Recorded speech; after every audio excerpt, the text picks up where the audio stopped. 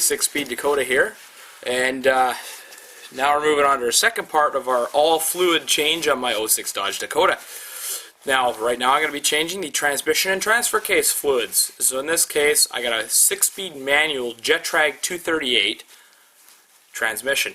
Now, and it's a new process NP233 transfer case. We got a German transmission made into an American transfer case. What can go wrong, right? Okay, so stuff we're going to need ATF plus 4. Very, very important that we use the correct fluid in this. Now, older 4-speeds, say in the muscle cars, they need gear oil because the machining was a lot rougher than it was today. You put transmission fluid in one of those, you're going to blow it up, and vice versa. The machining tolerances are very fine in these transmissions that come out of the factory nowadays. And if you put gear oil in, you're going to starve the gears and the bearings because it's too thick for it. So make sure you check with your manufacturer to see what kind of fluid you need. And in this case, we need a 10 millimeter hex key, or in this case a bit, and I have an 8 millimeter hex bit as well.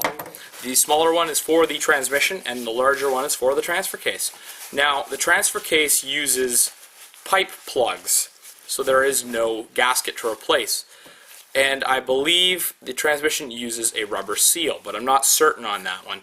It's been probably a couple of years since I changed the transmission fluid last. Also, another thing you might want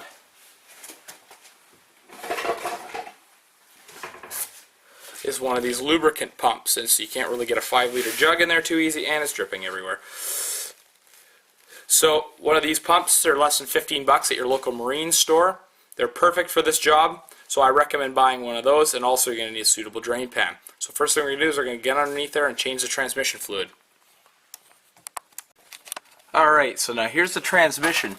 Now on first glance, there it is right there, Jetrag, made in Germany. Now on first glance, this thing, obviously you can see the drain plugs directly on the bottom like that. And then this transmission, as you can tell by that big Torx or Allen head bolt, it's actually assembled with these things. It's got external Torx here on the tail shaft housing. There's another big one right there. So be careful that you don't take the wrong plug out. Now typically the drain plug and the fill plug will look exactly the same. So see how thin that little surface is compared to how thick that bolt is. That's how we know that this guy here on the side is our fill plug. So don't take the wrong one out or you may end up taking your transmission apart by accident. So now the first thing we're going to do is we're going to take that fill plug out. We're going to take our 8 millimeter hex plug, our hex bit.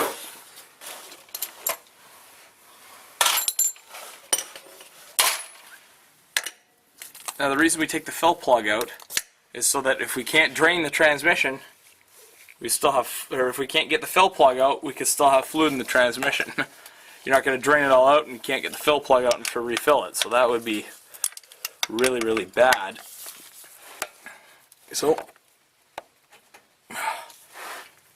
oh, there we go. That thing's stuck in there. Now, I do recommend also putting your drain pan underneath it, because by the look of it, it looks like you're going to have some fluid leaking out of here. Now, the nice thing about this transmission, because the drain plug is straight at the bottom, I apologize for the shakiness. I can't really put the tripod down, it doesn't look up high enough. Well, we got nothing. Now as we see here, this plug does have a rubber gasket on it, so we're okay in this case. Now what we'll do is I'm going to set the camera down. Now we're going to take the drain plug out, which is right here on the bottom. Make sure we have a drain pan underneath. Now this transmission takes about 2.3 maybe liters of fluid, so it doesn't take a whole ton.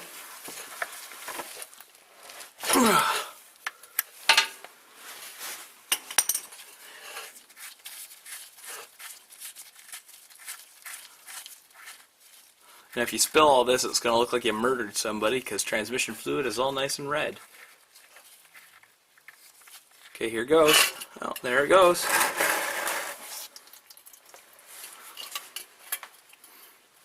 It's a little cloudy, but I mean, this stuff's been in there for 30,000 miles. I don't expect it to be super clean.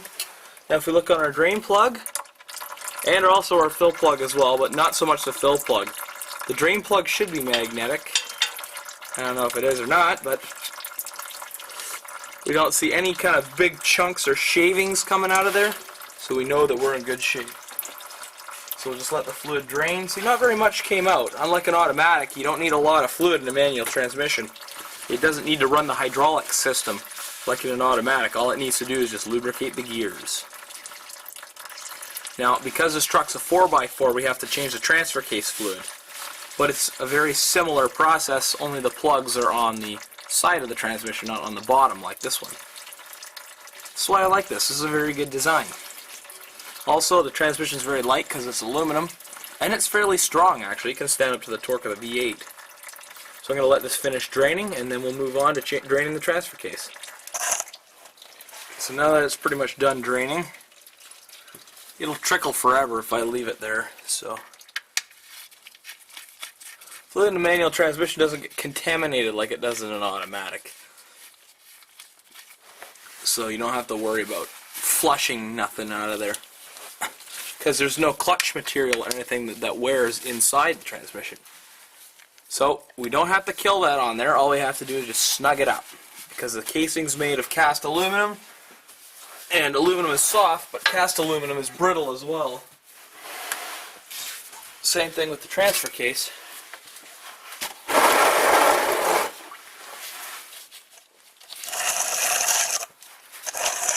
Okay, so now I'll come back here and look at the transfer case. Oops. So we can hang this on the drive shaft maybe. There we go. Now you can see the drain and the fill plugs and clearly which one is which. Now before somebody says this is an American transfer case, why are you using metric fasteners? Is because all these are metric. This is a 9.8 designation on it, which means that it's a metric grade. Okay, so first obviously we're going to take out the fill plug. Now, this is a pipe plug. If you really feel like this might leak, you could try put in some thread sealant on it. And a little bit's coming out of the top. Oil tends to expand when it gets heated, so you may have some coming out the top.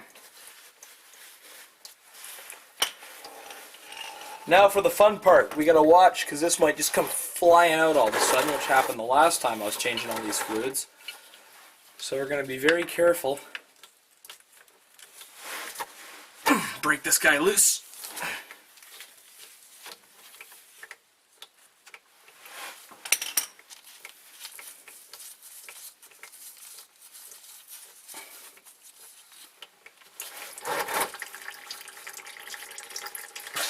Now just remember that transmission fluid is a very thin fluid. So standing in front of it is never a good idea. Well, you pull the plug, but gee, that is quite dark. Good thing we're putting new fluid in.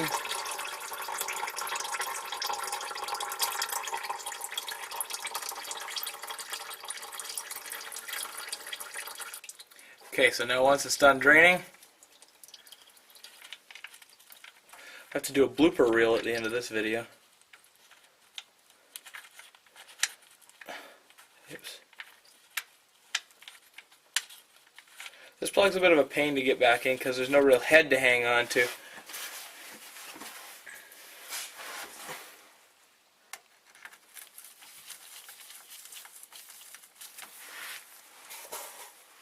Now this is a taper thread, so just snug it up. Don't have to tighten it real tight because you could crack the transfer case casing if you tighten it too much. So now we got both fill plugs out. Now it's time to fill the transmission and the transfer case back up with fluid. Okay, so now you see we got our pump in the fill hole. We got it in the container of +4, and I'm going to continue to pump this until the fluid starts to leak out that hole. Alright, so when you see the oil coming out of the hole, and it's all nice and full, you stick your finger in there, wherever my finger is, and it's all nice and full. We'll put the plug back in.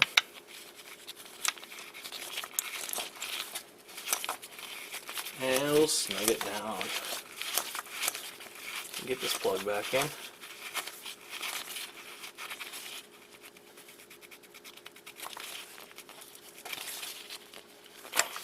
There we go.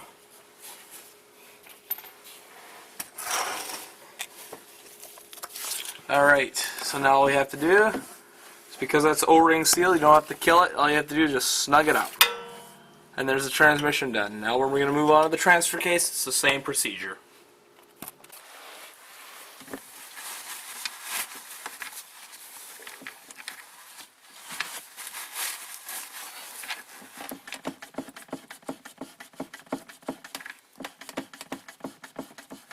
Okay, so now we see that our fluid is nice and full. So now that we're sure it's full, as you can see the fluid's coming out of the hole. If we check it, it's right up to the top. And typically you can tell when you wipe it off and it starts coming drizzling back out again that it's full. I'm going to attempt to not drop the plug into the bucket again by doing this.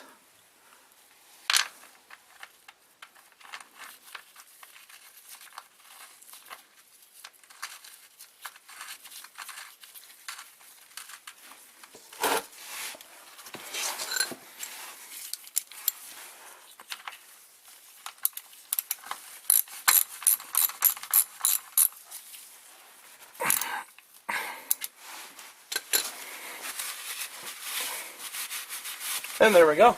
There's transmission and transfer case.